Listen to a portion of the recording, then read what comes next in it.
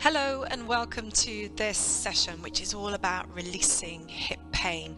I've had quite a lot of requests from you for a session that just deals with that, and we're using a big birthing ball in this instance, but also do look at other videos in the series, one which is particularly on massage, which can really help. So you use a small ball and massage techniques, and that's another really good video to follow to help release hip and back pain.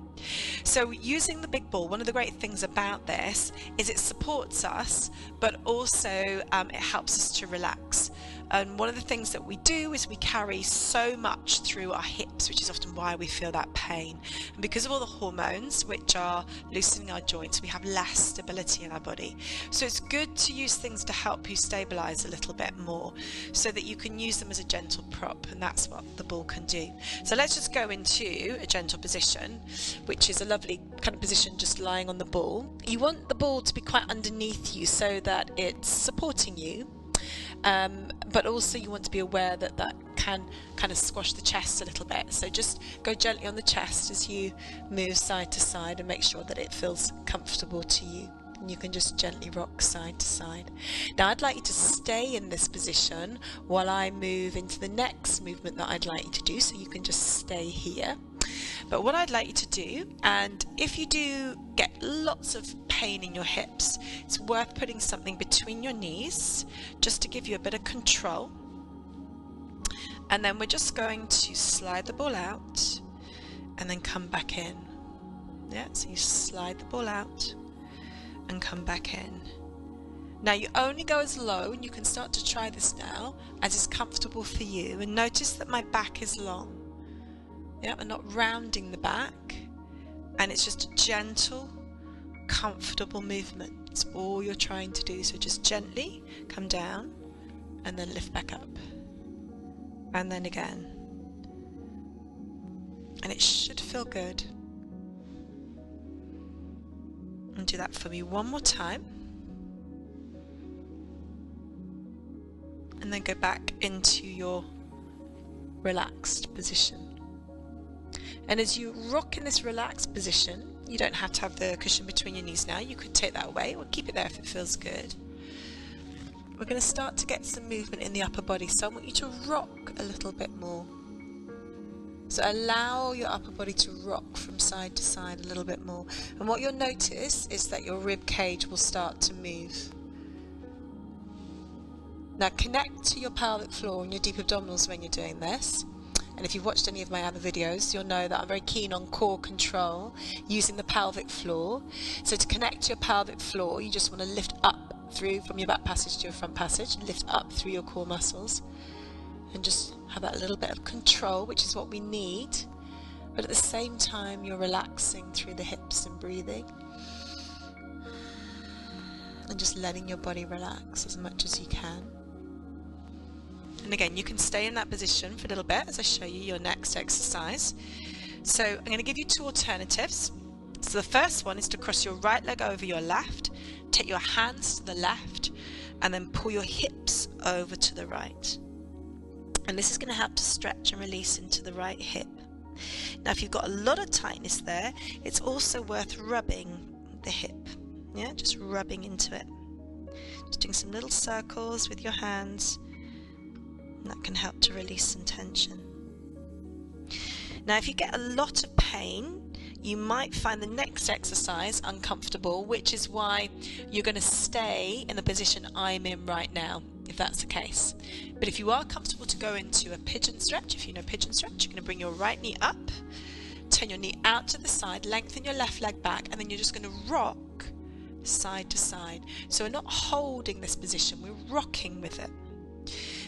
And again, it should always feel good, it should always feel comfortable. So you're just rocking side to side.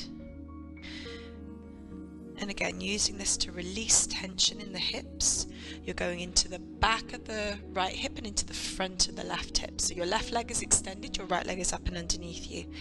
And you keep doing that. I'm just going to go back to the alternative to that pigeon, which we did earlier. If you want to stay here, where I am right now, you can stay there. But remember, you can also rub your bottom, which is a really nice thing to do.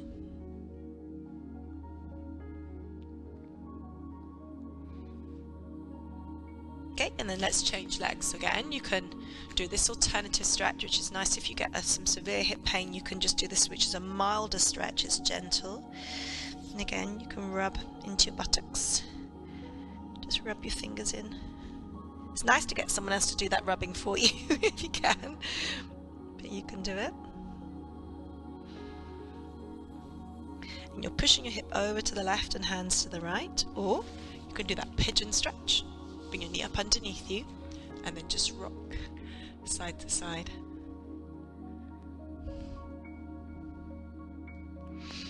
Now it's important to recognize that deep hip pain is often due to the muscles, the tight hip rotators, or the hip rotators are just tight, they're just hip rotators.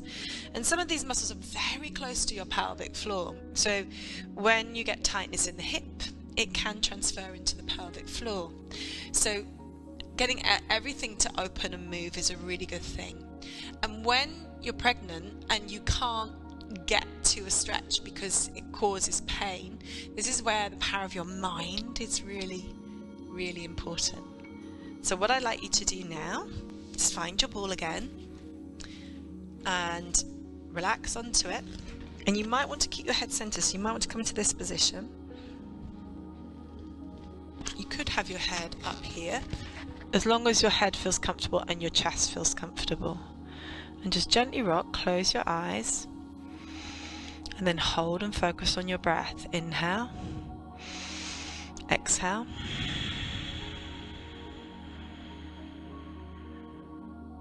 And make sure you found your comfy position. Inhale, exhale. You could have your head to the side like I have now. And just get a sinking feeling in your hips. Think of letting your hips go as you breathe.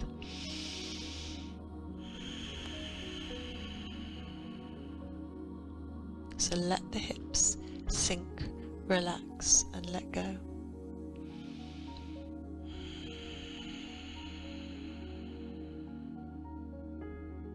And again, breathe.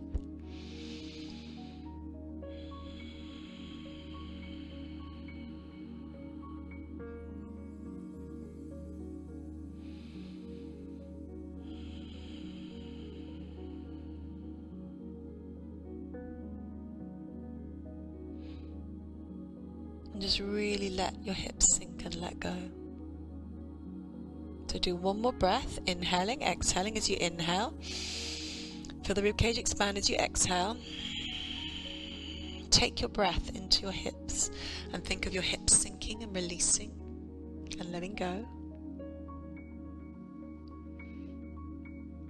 And then we're also going to look to try and release some tension through the waist here. So what we're going to do is take one hand onto the ball, take the other hand onto the floor and look underneath the ball. Now you might want to play around with the position that you're in and just feel that stretch going down the left side. So this is my left hand, yeah, through the left side of the body.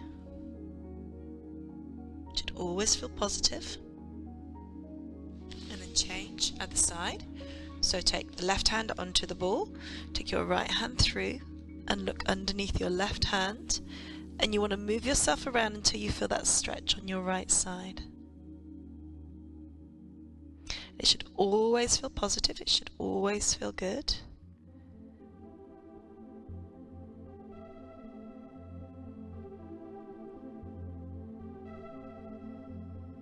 And then release. And then we're going to use the ball to help us release and stretch into the side of the hips. So you're going to take 1 foot forward, hold that position there, and then what I want you to do is just cross your left leg over to the right, and we're going to take the ball over to the left and drop down to the right with the hips, and just use your ball as a little bit of support and drop down to that position, and just feel some length going around the outside of your right leg. Now pull your bump in, pull your tummy in as you change positions. Okay, so change legs. Take the ball to the other side, so you're going to cross your right leg over your left, and then you're going to fall over to the left side and drop down. And this is a nice way to stretch the hips on the outside. Again, it should always feel good. You can move your front foot around so that it feels like it's in a comfortable position for you. And if you want to, you can drop all the way down and just take a bit of pressure off that left hand if you want to, as long as it feels comfortable. And you don't have to go so low with it. You could just cross over and push the hip out and hold onto your ball that way. So that would be alternative. And we're going to repeat this one on each side. So take the ball across again. You're going to take your left leg up, cross it over your right. Okay, and let's just do that milder one, holding onto the ball. And make sure your bump feels okay. Or you can let go of the ball with the right hand and go a little bit further.